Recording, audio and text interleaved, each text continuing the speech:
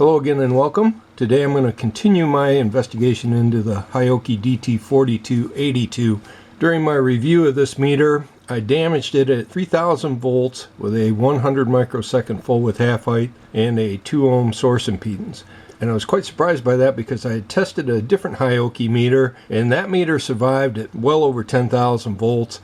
And it was actually a mechanical failure that caused me to stop testing it rather than electrical like on most meters. So this meter was actually damaged electrically. So these three diodes here make up the clamp.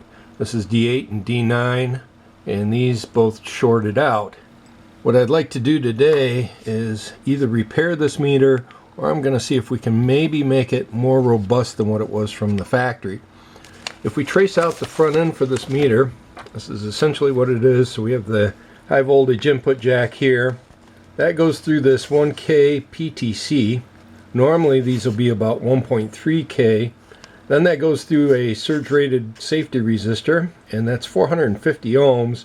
Normally I see these at about 1000 ohms. So the total resistance of this for most of the meters I look at is about 2.5K ohms, where here it's about 1.5K ohms.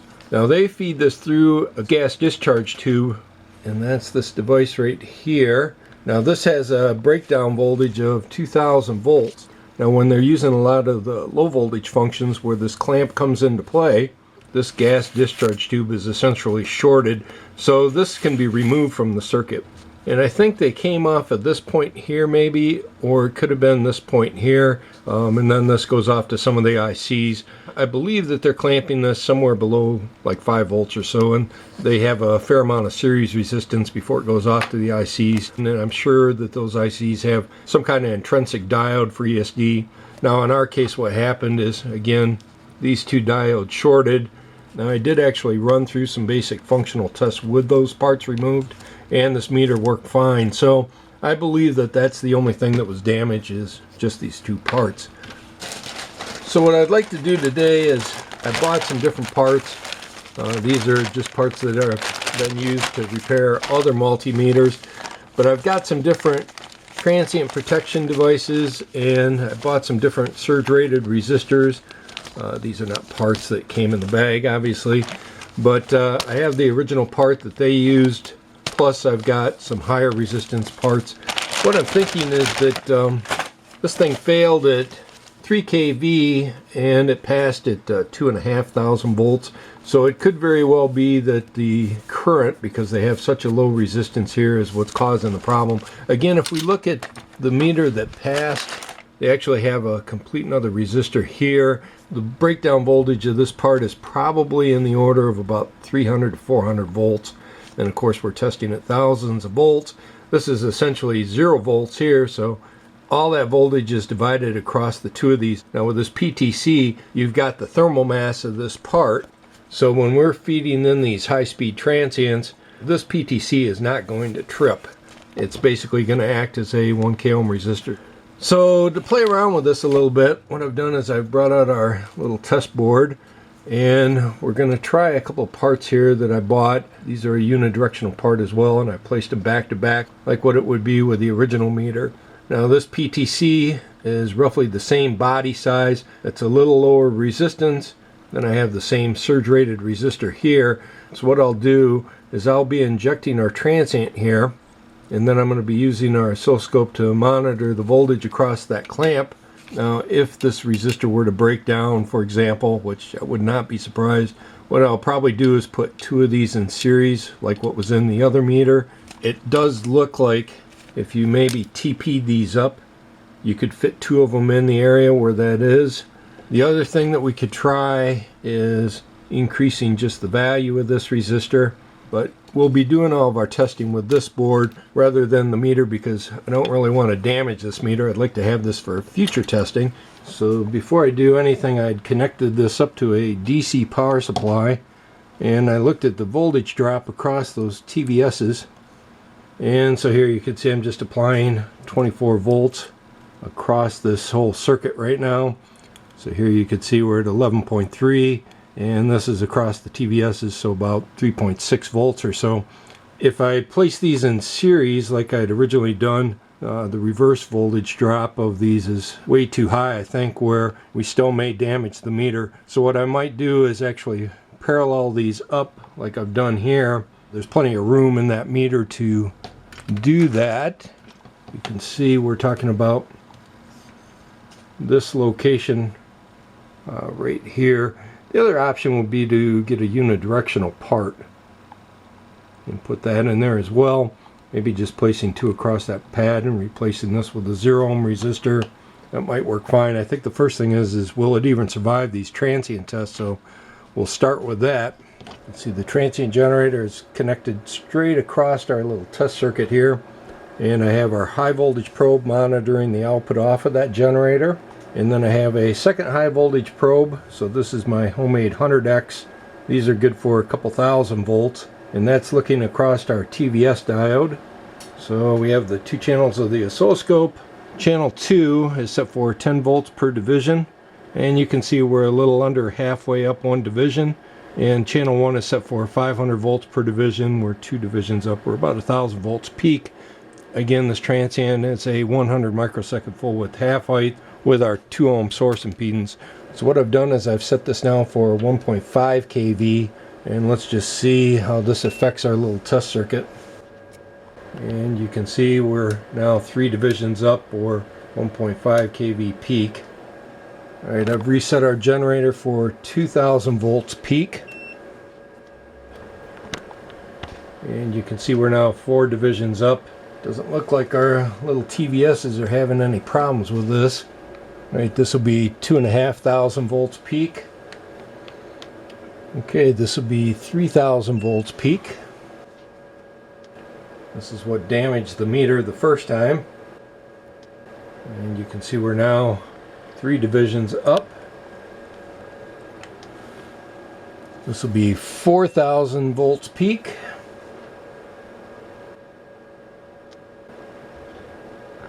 And again, you can see we're now 4 divisions up. Right, so I've reset our scope for 2,000 volts per division. This should be 5,000 volts peak.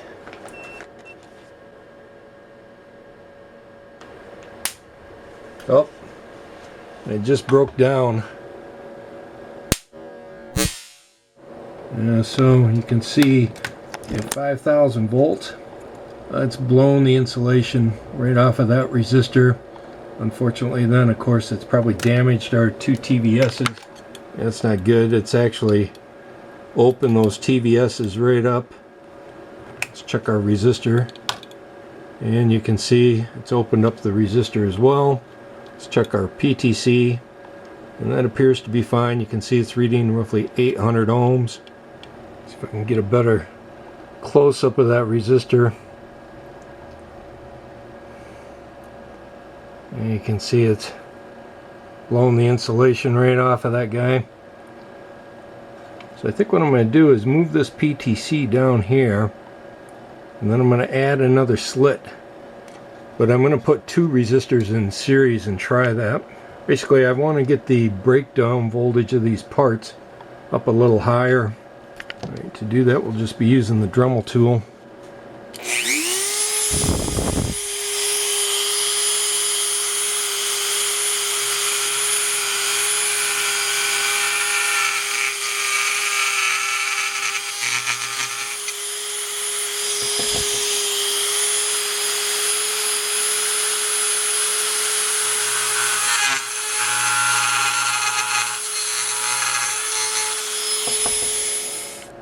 Alright, so I've moved the PTC down to this leg here, and then I've placed these 2 resistors in series. I've also cut slits between all 3 of these components, and then I've just taken a little piece of strap and I've shorted out where the 1 TVS would go, and then I just have a single one in here for right now. We're only applying the positive transients. So these resistors that I'm using, these are made by KOA Spear. And these are a SPR1C series part. So what I was looking for is a part that had the same package size as what Hioki was using. So the part physically has to fit down where this one goes, because there is a width constraint. But then again, I was looking for something that had the highest breakdown voltage and was still a safety fuse. So that's the reason that I chose those parts. Okay, we'll go ahead, we'll turn on our generator. Let's just make sure that everything's working okay. Okay, everything appears fine. You can see we're back to 500 volts per division. We're 2 divisions up, or 1000 volts peak. And again, we're at 10 volts per division on channel 2. So it looks like everything is working okay. Okay, I'm going to start off with a 4000 volt transient, and let's just see if our little circuit board will survive this now.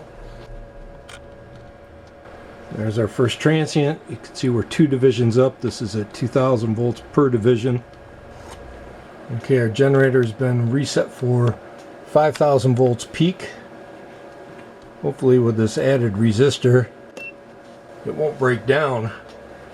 You know, it could just be a case where if you had one of these DT4282s and you added a second resistor in there, you may go a long ways to improve its robustness.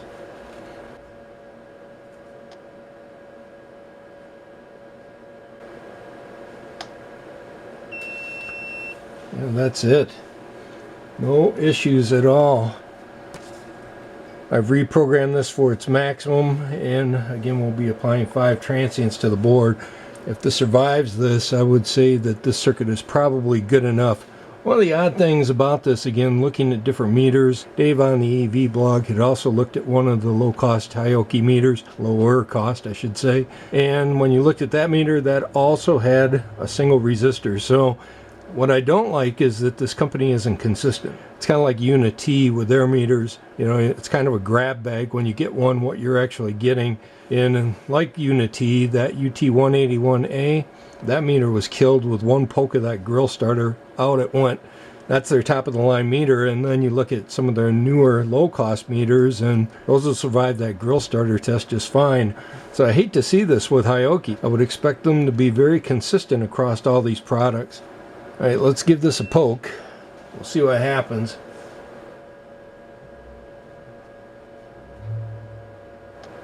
There's our first transient. It looks fine.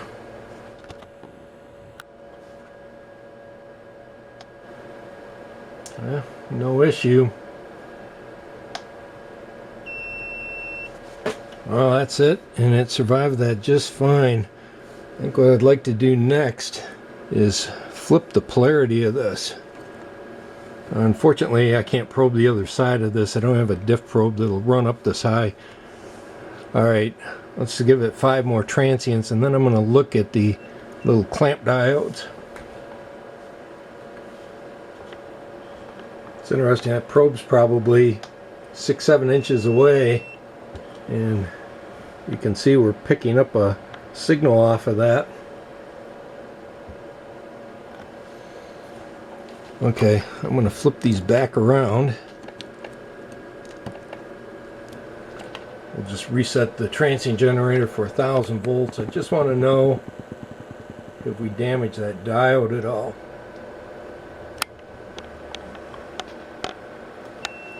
Looks like our scope isn't triggering. Oops, wrong one.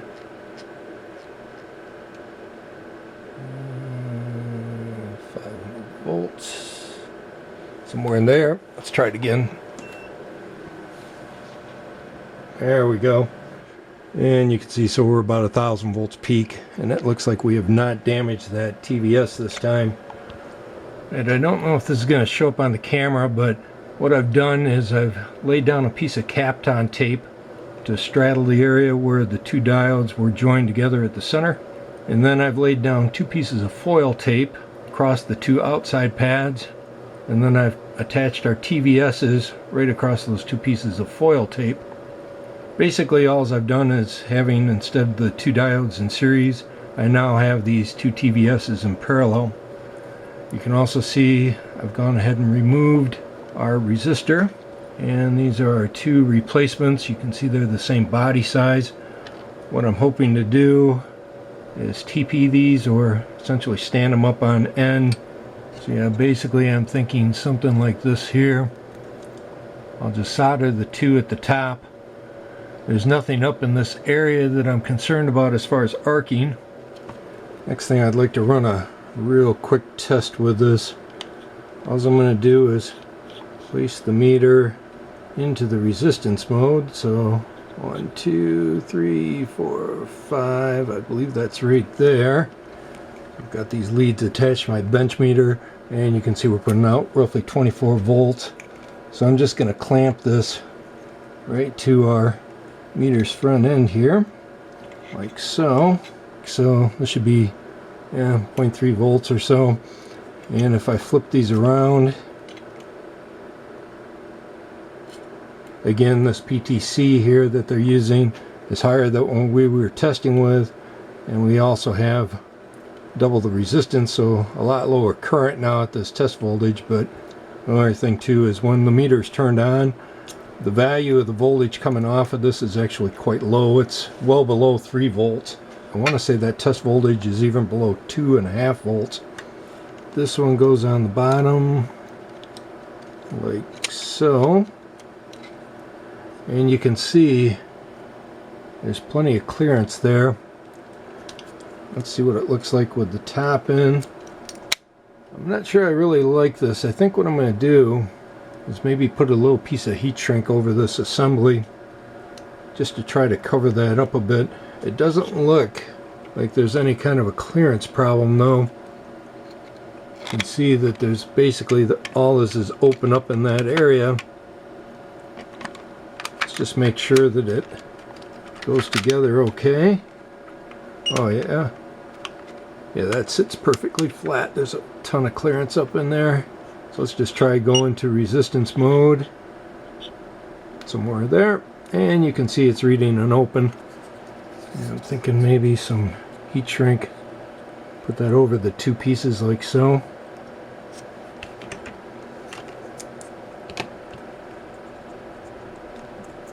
Maybe about like that.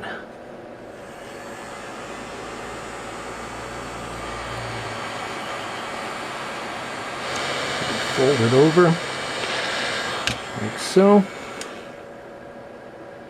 Yeah, looks good. Yeah, nope. That's going all the way to the bottom, so even that little bit of added height there for that heat shrink, that's not any kind of a problem at all. So let's see if there's any problem as far as putting our cover on. You can see no issues there at all. I think what I'm going to do before we get into this too far is we'll just run a quick functional test on it, and let's see if doubling that resistance affected any of the measurements. I wouldn't expect it would, but it certainly doesn't hurt to check. And let's just try it with a couple of different diodes. So again, here's a single silicon diode. Looks fine. And here's two in parallel. That's fine. Here's our white LED that read about 2.6 before. And that looks fine. Let's try it in resistance mode. So this will be a 1 ohm 1%. Of course it's 0.05.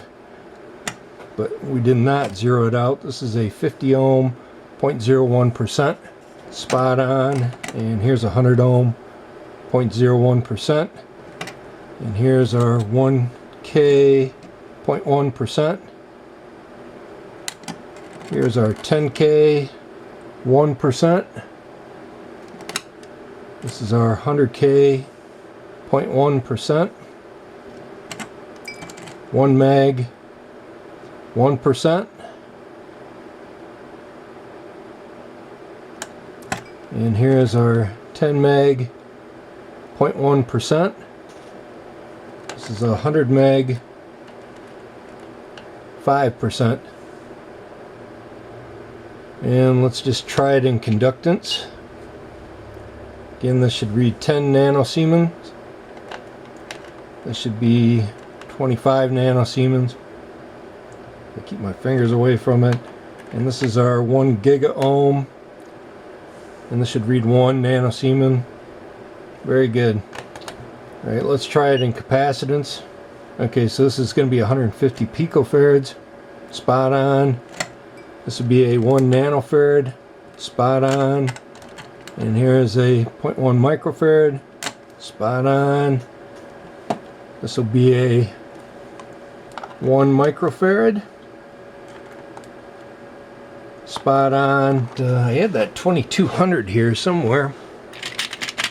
Let's see, what's this one here? So, yeah, it's 2200. So we get. Yep. Okay, let's try 2 of these in parallel. Is that what that is? Yep, 2200.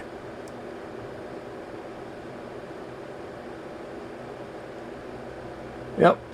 And again, with our pot set roughly in the center, it should be about 500 degrees. Pretty good. Let's just compare that against the BM869S. I'm not going to adjust the pot at all. And let's see what this one reads. Yep, 509.6 versus, what do we say here? God dang it. Ah!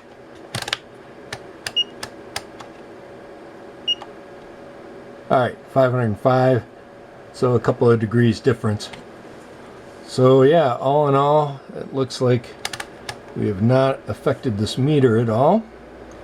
Alright, the next thing we want to do is see if we've made any improvement. So we're going to start off our transient testing at 1000 volts. But what I'm going to do is just run this through with the resistance mode because I know that that's what we damaged. So I'm not going to run the full set of tests, but I will go ahead and try both polarities. So, alright, I'm going to be running 1000 volts peak with 100 microsecond full width half height and a 2 ohm source impedance. And we'll do both positive and negative, 5 transients each. And again, we'll flip the leads.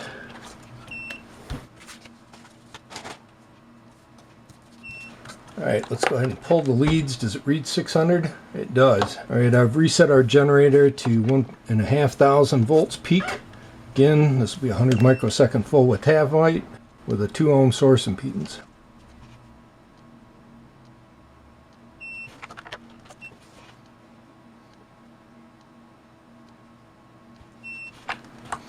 Does it read 600? It sure does. Okay.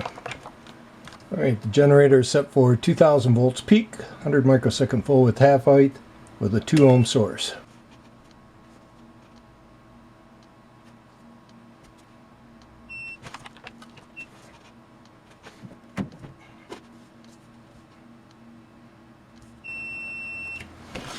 And does it read 600? It sure does. Okay.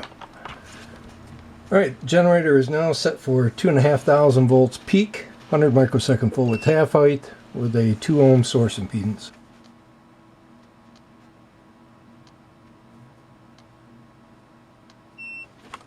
And again, we'll try the negative transient.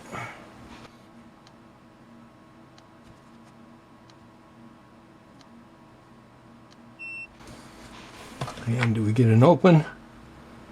Looks like we do. Okay, so this is where the meter was damaged at. So the generator's been set for 3000 volts peak, a 100 microsecond full width half height, and a 2 ohm source impedance. What I'm going to do is basically repeat this entire test now at 3000 volts, and we'll see if this damages the meter.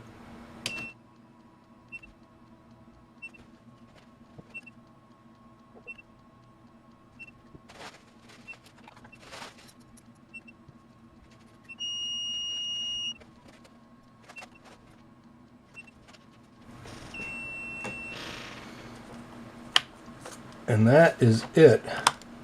Alright, let's just have a quick look. So this is one mode that would have been damaged. Continuity check. Let's just try it in diode check. That looks like it's working. So this is in resistance. Of course the leads are open right now. Let's just check a few of these. So let's go right to the 100 meg.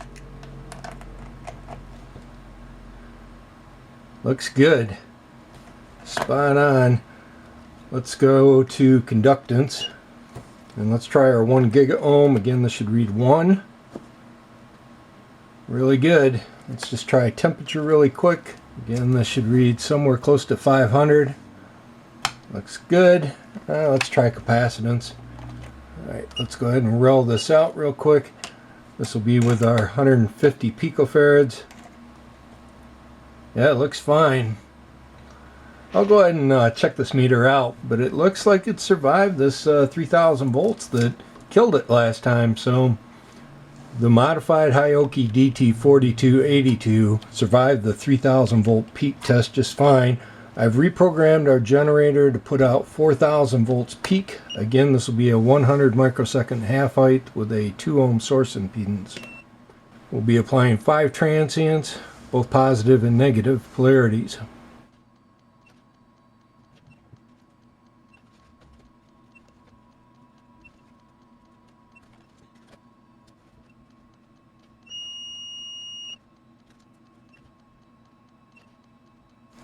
Okay, that is it. Again, that was a 4000 volt peak with 100 microsecond full with half height. And there you can see it's still reading an open resistance. Let's just try it with our 100 meg. Looks fine. I'll go ahead and do a full functional test on this, but it doesn't look like we've damaged it. Alright, our modified DT4282 survived that 4000 volt transient just fine. What I'm going to do now is subject it to a 5000 volt peak, 100 microsecond full with half height with a 2 ohm source impedance. Again, we'll be applying 5 transients, both positive and negative, with the meter set to each mode.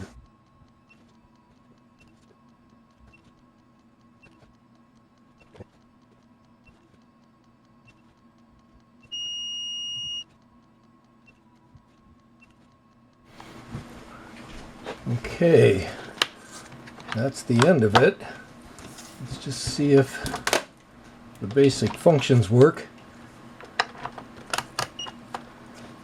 We get an open. All right, let's try it with a 100 mega ohm resistor. Nope. Let's try it in capacitance mode. You can see it's reading quite high. This is resistance, and you can see this is not zeroing out, or it's intermittent anyway. Let's try it in continuity. You can see it's kind of all over the map, and it latches. Let's just try DC real quick. Let's get 5 volts. Yep, so that's pretty close. Let's try AC. So this should be 2.5. This should be 2.5. Does it read frequency? It should be 30 hertz. It should be 60 hertz. So that looks like it's working okay. I think we've taken out those same diodes. Huh. Well, back to the drawing board. I've gone ahead and popped the cover. Let's just check our TVSs real quick. Are these no longer in open? Boy, 7 meg. Looks like they're just leaking. Let's see our other resistors, if those are still okay.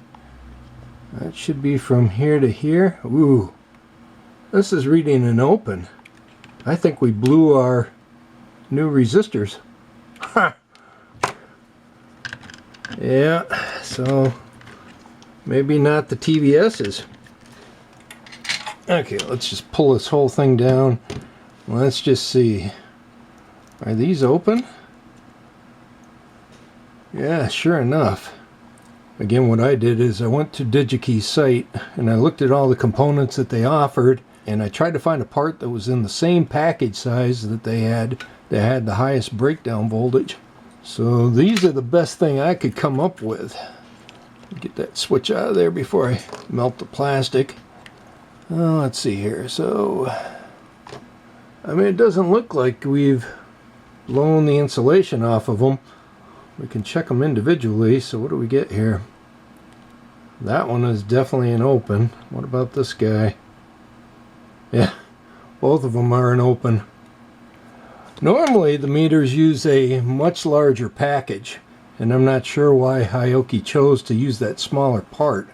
Again, adding 2 of these 450s in series We do double the breakdown voltage of the parts, but these obviously still can't handle that 5 kilovolt transient. I think what I'm going to do, I'm going to go ahead and put in replacement OEM parts for the 2 diodes that we originally damaged, and we'll go ahead and reinstall their 450 ohm resistor, because I just don't think we're going to get this thing any better than what I just demonstrated. And even with those improvements, I still would not consider this a robust meter. It would have to at least pass the transients coming off of this generator. Okay, I've gone ahead and cleaned out all the holes and removed our mods. Again, what I'm going to do is basically put this back to the OEM stock. Again, this is normally the package size that you'll see in these multimeters, not these little tiny ones. And I would love to put something like this in there. Unfortunately, again, there's just not enough room to do that. Again, we'll clean up any flex residue that's in this area. Same thing with any fingerprints or anything on that high voltage resistor that's not quite so high voltage. Again, I have other meters that we have to treat with a lot of caution. That last Keysight meter I looked at, that's a good example. Very high-end meter, very expensive, but very easy to blow that up. So it's not unusual. I can't modify them all. And this is a good example where the design is constrained by the mechanics of it, where we can't put a bigger part in there. It's kind of a shame, because otherwise this would be a pretty decent meter. So again, you can see we're now back to the 2 diodes in series like it was originally, and the same thing for the resistor here. So just a single part like it had originally. I'll go ahead and button this thing back up, and we'll run through a functional test, and assuming it's okay, I'll just put this thing back on the shelf. A few people wrote how they're really happy with this Hioki now.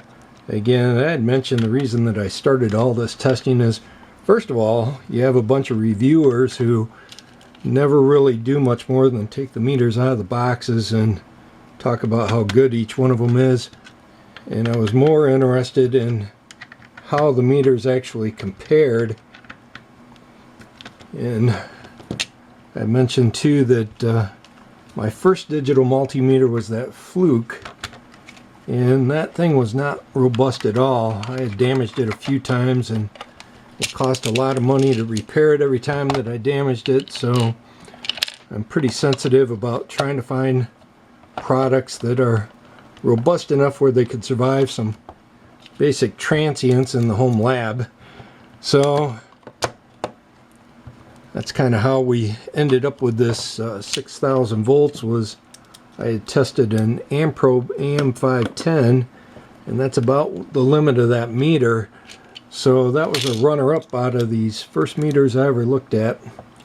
So I thought, okay, for a meter to be considered robust, it's going to have to at least survive to what that $50 Amprobe meter could hold.